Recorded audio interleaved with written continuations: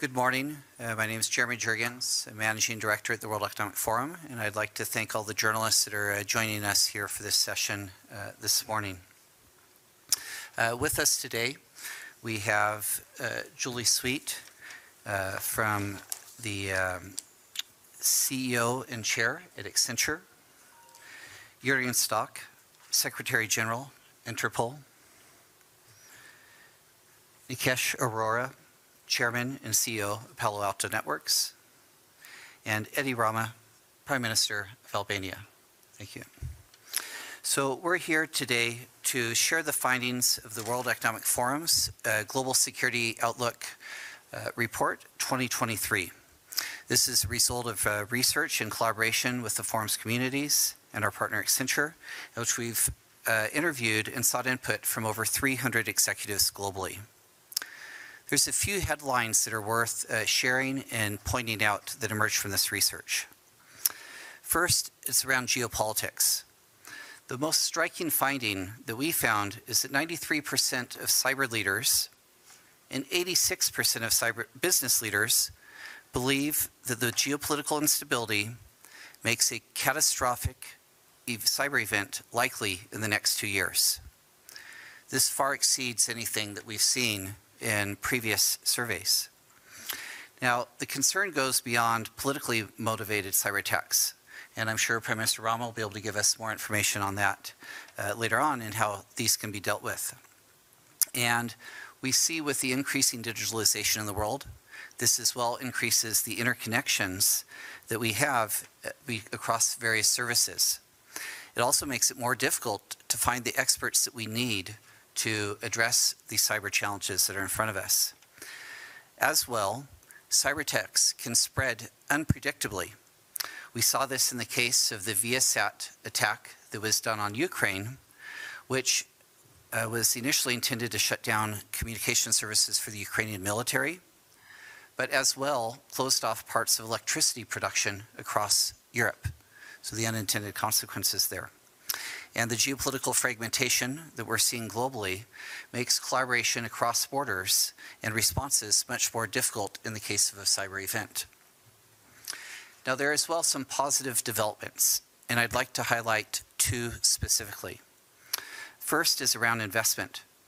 Business leaders increasingly see cybersecurity as part of their strategic investment plan, with 49% of business executives saying that cybersecurity fed into decisions on the countries that they would invest in. Again, this is something that we haven't seen before, making investment decisions based on the cybersecurity footprint. Second, there's increased interactions. Business leaders are increasingly bringing their cyber professionals into boardroom discussions and meeting with them on a regular basis. 56% of security leaders now meet monthly or more frequently with their board, and this will help narrow the gap of the understanding between the business leaders and the cyber professionals. Now, we do see a few challenges in front of us. One, how do we assess the practical impact of cyber risk? While boards have prioritized cybersecurity, we see that it's still a challenge for boards to assess the value that they get from cyber investments and how to actually take the recommendations and translate that into actual business operations and business strategy. Second, there's a significant cyber skills shortage. We're a long way from having the cybersecurity professionals that we need. 34% of respondents shared that they have skills gaps in their teams, and 14% said they lack specific critical skills needed to protect their organizations. We've seen in other work that the forum does that there's opportunities here for reskilling and bringing in people who haven't necessarily studied cybersecurity or computer science before, and also bringing in underrepresented communities, as the organizational skills needed in cybersecurity are as important as the technical ones. Now with this, I'd like to actually go over to Julie for our first question. And Julie, how should business leaders think about cybersecurity, and what actionable next steps would you recommend? Great. Well, I think it's important for business leaders to focus on three numbers: 86, 43, 27. 86% of business leaders, as Jeremy mentioned, believe there will be a catastrophic cyber event in the next 2 years. 43% of them believe it will have a material impact on their own business, a very significant number. And only 27% of business leaders believe there's cyber resilience. And so the gap between cyber resilient companies and the likelihood of a material catastrophic event is significant. This is a burning platform, and we do see that both with the level of investment and also the shifting questions of how you move to more actionable steps. And so we suggest 3. First, secure the core. What does that mean? You actually have to, in a world where the world has moved online and all strategies lead to technology, the security aspect of technology needs to be built in. It's not easy because technology is not simply running the corporate. It's not about email. It's now in the core of the business, whether it's how you're doing exploration in oil and gas, how you're communicating between providers and payers and health, and the list goes on. And so using clear assessments about whether all technology is secure is absolutely vital, along with consistency. These are not debates about whether or not you should empower leaders to decide which security tools. Unfortunately, that's not how it's been working. So secure the core. The second is address the talent challenge. That needs to be done in 2 ways. The first way is actually more technology. Much of what's done by security professionals today with proper technology can actually be automated with better outcomes so that humans can focus on more of the intel, the human behavioral changes, and learning about the actual business risks and what's needed. That leads to the aspect of training. And the talent needs to have training. There are not enough people in the world with cyber skills. There's, according to our research, over 2 million people with a gap. And so training is absolutely critical. The good news, you do not have to create this training on your own. And there's lots of ways you can collaborate with other organizations. The third actionable step is a shift in mindset and culture at the C-suite where cyber resilience equals business resilience. What does that mean? Well, very practical step. Every month when I review with my top leaders our business results, we review whether or not we had any cyber incidents. It's a concrete change that we made to be clear that cyber is the same as financial performance. And so thinking about your own culture, your own processes, what has to change so that your entire C-suite understands cyber resilience equals business resilience. Those are the 3 actionable steps that every company can take tomorrow. Thank you. Great. Thank you, Julie. Jürgen, moving over to you. The outlook suggests that the nature of cyber threats is changing. From what you see, what does this mean for cooperation to fight cybercrime? Yeah, thank you, and good morning, everyone. Indeed, the impact of cyber threats and cybercrime on international security is increasingly severe because it is increasingly complex. So one of the key terms here is cybercrime as a service, where everyone in the underground economy is able to purchase or rent the necessary tools to conduct a cyber attack. And as we know, there is not a single country, not a single region, not a single company that can tackle the threat on its own. It really requires cooperation, and that is exactly what the World Economic Forum is about.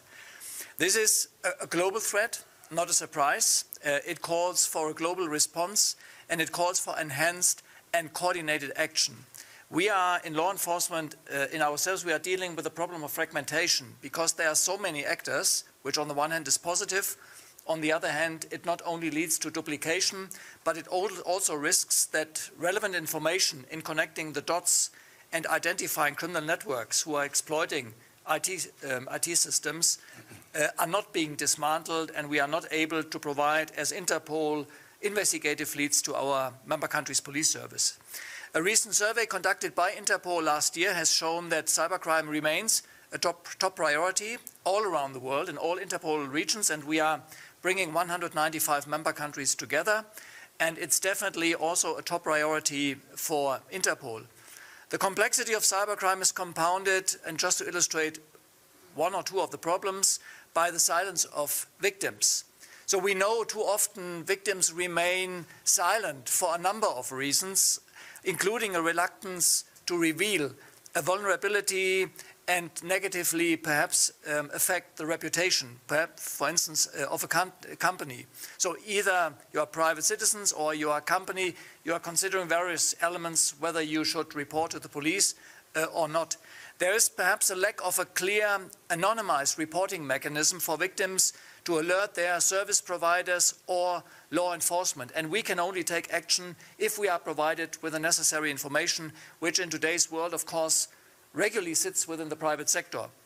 We also know that data on attacks can remain in silos in national law enforcement agencies and industry incident response teams, either because there is a lack of a kind of exchange channel across sectors or because they are onto the next crisis. And we are discussing here in Davos the phenomena of polycrisis. So the C-suites are dealing currently with a lot of crises in parallel. And we know that industry experts may not be aware of who to contact in law enforcement, for instance, to safely provide sensitive information that can be the beginning of a successful police operation to get the cyber criminals behind bars.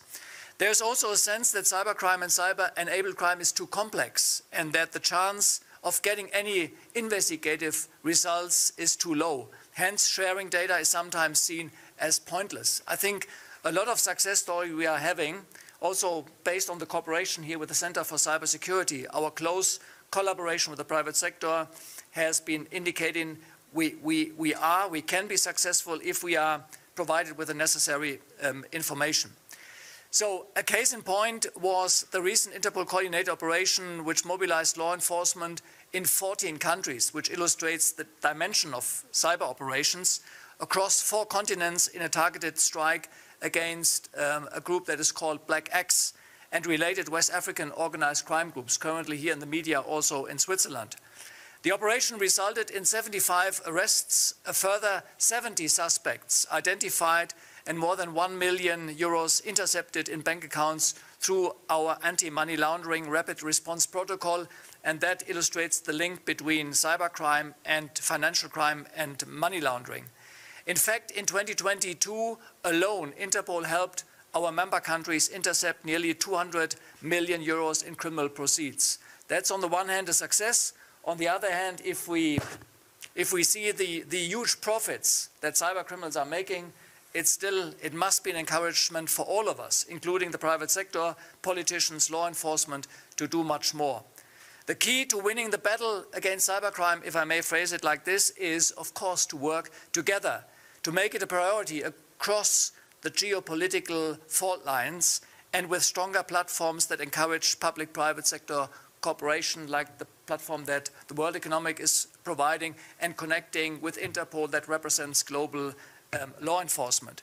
The Cybercrime Atlas initiative is a step absolutely into the right direction, absolutely necessary, encouraging also private industry to do more to anticipate and mitigate the threats, because it's a very dynamic situation. The criminals are investing their huge profits into new tools, into their sophisticated tools, and we have to make sure that we keep pace, but also that we are further developing the global architecture of security, because I repeat myself, it's a global threat like other global threats that are currently discussed here, and only if we are building the bridges between the silos that still exist, specifically between law enforcement and the private sector, moderated also by the World Economic Forum, we can be more successful. Thank you.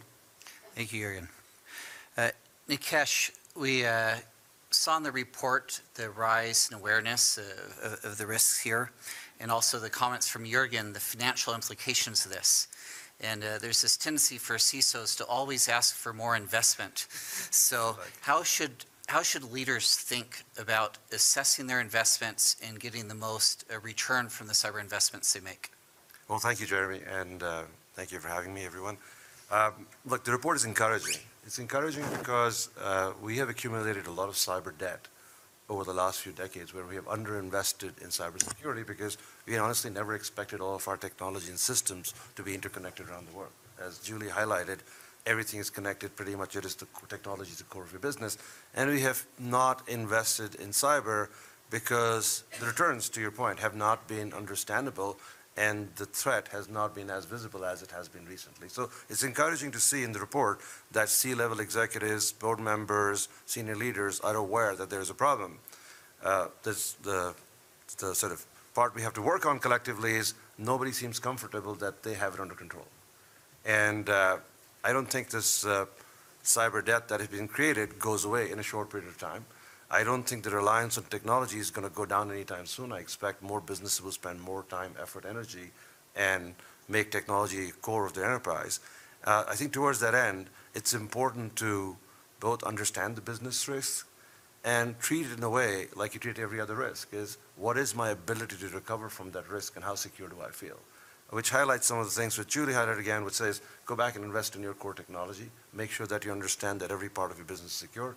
Make sure that you are leveraging the industry as well as public-private partnerships to understand that when you end up in a scenario where you need to go create some remediation, that you have all the I's dotted and T's crossed and you're sharing your data early, so when it comes time to remediate, you are in a position to go and remedy the problem as quickly as possible. Which brings us to the topic of cyber resilience.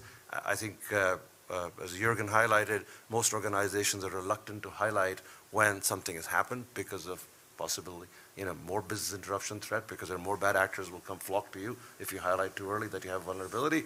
There is obviously the reputation risk that is associated with any such cyber activity, but I will tell you the activity is rampant. There are thousands of organizations that get attacked and end up in some cyber scenario every year, and that's a large number. And I think the only way to get around it is both a long-term plan to re-architect your cybersecurity architecture to make sure you're getting more for less. And that requires you to think about automation. It requires you to think about consolidating. Traditional strategies of using multiple vendors, using best-of-breed solutions from a lot of people and stitching it together is no longer working. And I think the report is a bit sort of bifurcated on the idea of should we rely on in-house resources or go partner with third parties. I recommend work with specialists because this is what they do for a living. So in that context, I think it's encouraging. We have a lot of work to do, and I think we all need to aspire to make our organizations more cyber resilient. Thank you. Thank you, Nikesh.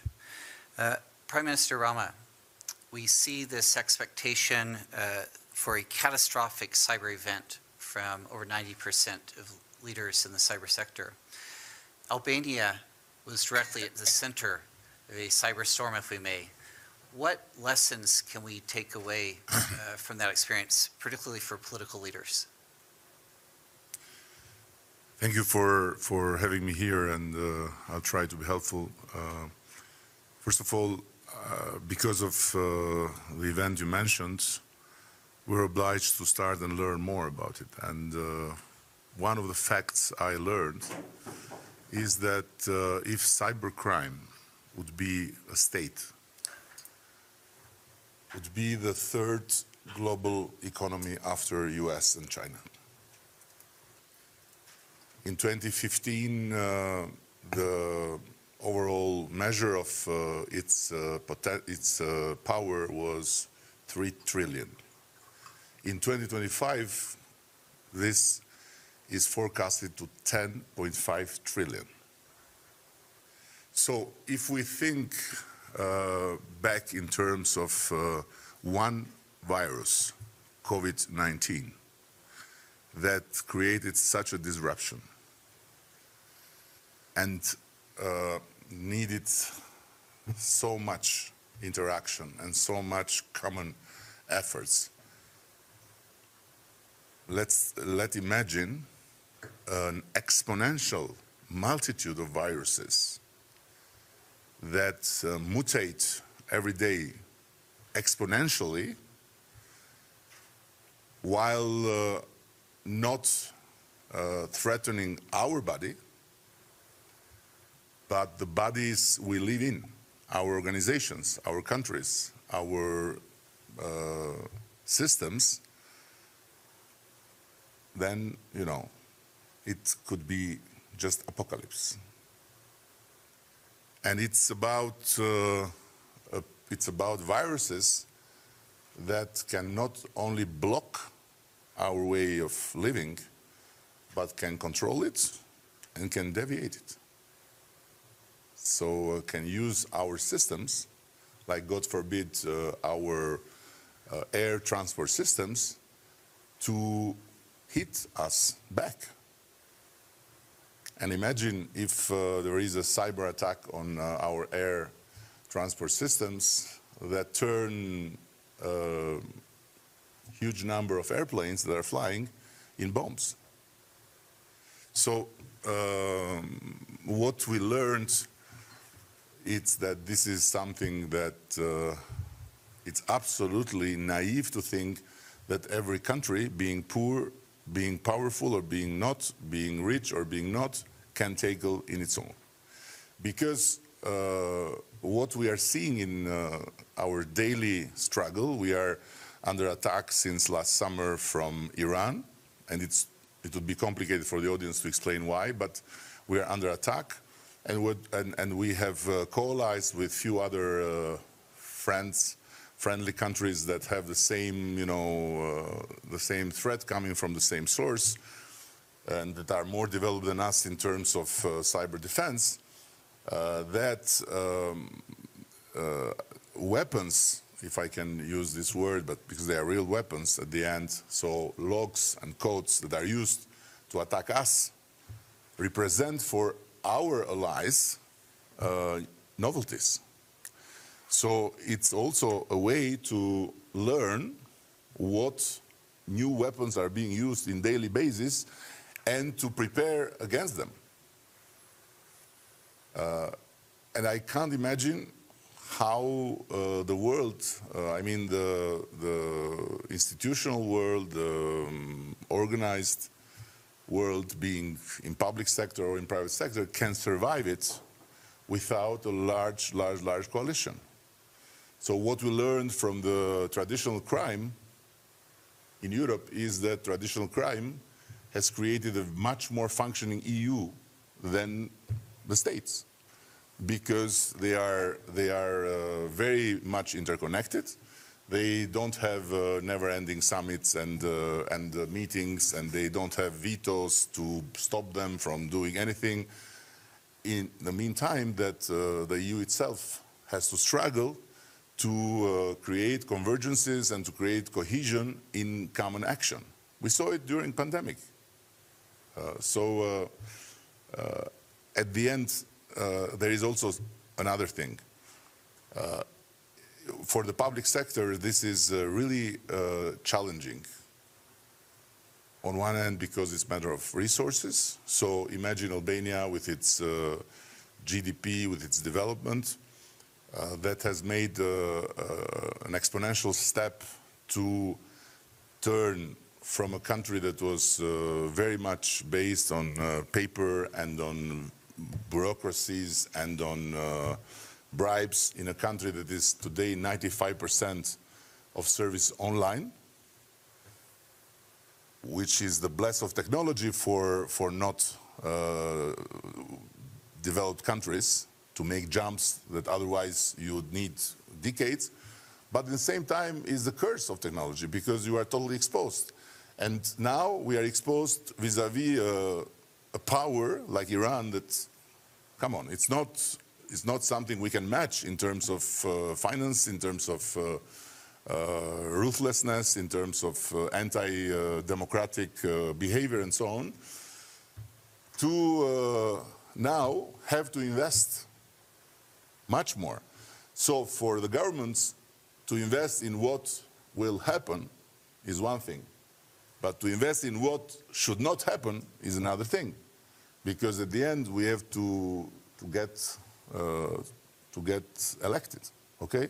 So China maybe has a much more comfortable position, because they can think quietly about the next 100 years. But if you have midterms, in Albania we don't, but if you have midterms, you have to think about the next 2 years. And, and all the chaotic politics that is superposed to what is happening in the cyber cybercrime world is very, very worrying. So the question is how much the world will come together, how much the countries will come together, how much big and small, rich and not so rich will realize the need for each other. Because if not for everything else, Albania now is a very important laboratory to realize what's next. Thank you, Prime Minister. I realize we start a few minutes late, so if the panelists will give a few extra minutes, I know we probably have some questions from the journalists in the room. If you can identify your organization, your question, and also who you'd like to direct the question to.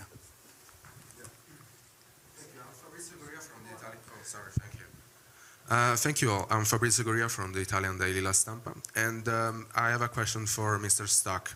As you know, one of the most wanted mafia mobster, Mattia Messina Denaro, was caught, and now is in custody. And as you know, the mafia was updating itself to the cybercrime. Can we consider this capture as a success or as a win for the Eurozone and Europe? Thank you.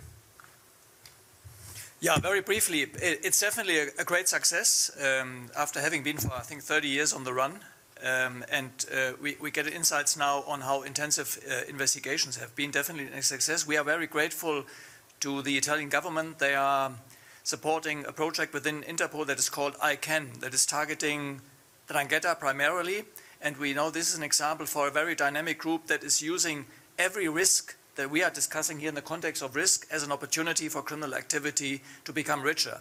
Thanks to that work, and Interpol providing a platform for all those countries that have identified 'Ndrangheta as a problem, we are able to provide analysis that leads to investigative leads that have also led to a significant number of other arrests, and even providing some countries with the information who have not yet been aware that they are having a problem with organized crime, Italian organized crime or other organized crime. So definitely a success and a role model for the need to provide a global platform like Interpol that helps collecting all the intelligence that is available and translating that into investigative leads that lead to arrests and the seizure of the illicit procedure of crime. We know the optimists are saying around 2 to 3% of all the, I think the 2 trillion that are every year laundered through the legitimate economy, the financial system, are being seized by law enforcement, prosecutors, police, and courts at the end of the day. The pessimists are saying less than 1%. So we know we have to do a lot more to get behind the money that they are making. And as the Prime Minister said, these groups that are developing hacking tools are incredibly rich. We have no idea how much hundreds of millions or even billions they have made during the last couple of years with these ransomware attacks and with ransoms that have been paid. It's a huge challenge for us, and that perhaps requires a reconsideration also of political priorities to put more resources. You mentioned, Jeremy, cybersecurity shortage. That is a big problem for a lot of Interpol member countries. Great, thank you. Question here in the corner. Yeah, good morning to all. I'm Fabrice Naudet-Langlois from the French newspaper Le Figaro. My question is for Eddie Rama. Bonjour, Eddie. Can you share with us, for those who have not followed too closely the attacks, some of the very concrete impact that your country experienced, and what were your quickest response? What were you able to do? I avoided in the introduction because it would be complicated for the time we have in our disposal. And in Davos, you can be late in starting, but you cannot be late in ending because others have to get the room. So I'll try to be as synthetic as possible. So what we have done, it's that we have considered the technology as our saving boat to get from level of administration that was very much contaminated by endemic corruption in terms of bribery to a level where the direct contact between citizens and public servants and offices was eliminated through online interaction. So we succeeded to become from a country that was really in the ditch in these terms, in a country that is today 8th in Europe and somewhere between 16 and 17 worldwide, based on the UN chart in terms of digital public services. And it's exactly where the attackers aimed to hurt us by practically aiming to wipe out completely our digital infrastructure and to completely erase our data in terms of public services. It was very, very disturbing because for several weeks we had to, it was like an incredible war happening in the web, 24/7, many people engaged in the trenches to push back, and we succeeded practically to survive this attack by not letting them do what they were supposed to do.